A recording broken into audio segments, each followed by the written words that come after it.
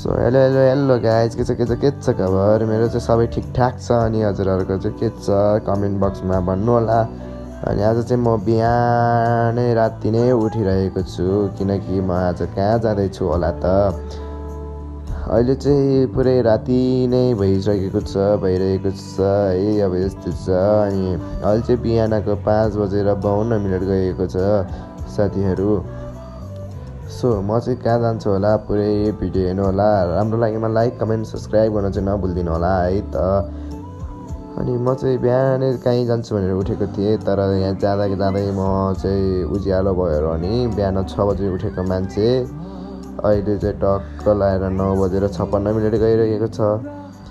अनि अहिले चाहिँ म तल बस कुर्ने ठाउँमा आएर बस कुरिरहेको थिएँ, आउँदैन। अनि अहिले चाहिँ म चुप लागेर बसेको किनकि मलाई भ्लग गर्न लाज लाग्यो। बाटोमा बाइकमा मान्छेहरू ओहोरदोहोर गर्दै मलाई हेर्दै गइरहनु भएको थियो। त्यसैले अहिले चाहिँ खाली छ, त्यही भएर मैले क्यामेरा फर्काएर हजुरहरूलाई मैले देखाएँ। सो म चाहिँ बस कुर्दा हैरान भएर साथीहरू म चाहिँ यत्तिकै गफहरू बसिरहेको थिएँ। बस पनि आयो, बस धेरै प्याक थियो र मैले बसमा चाहिँ भिडियो गर्ने आँट पनि आएन, लाज पनि लाग्यो। त्यही भएर अहिले चाहिँ म बनेपामा छु। बनेपामा अब यसो कपाल काट्न जानु पर्यो भन्दै हिँडिरहेको थिएँ म।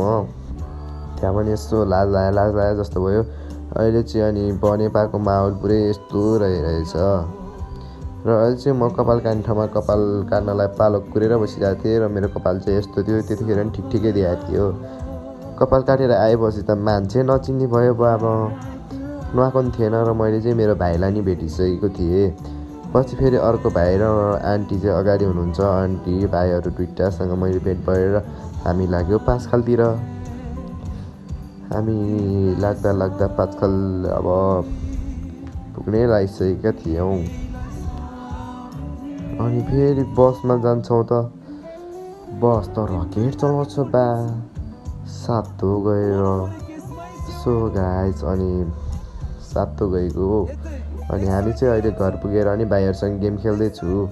अब अर्को भ्लग चाहिँ भोलिमा भेटौँला। अहिलेलाई लाइक कमेन्ट सब्सक्राइब गर्न चाहिँ नबिर्नु होला। यो मिनी भ्लग पार्ट 1 साथीहरू, बाई बाई।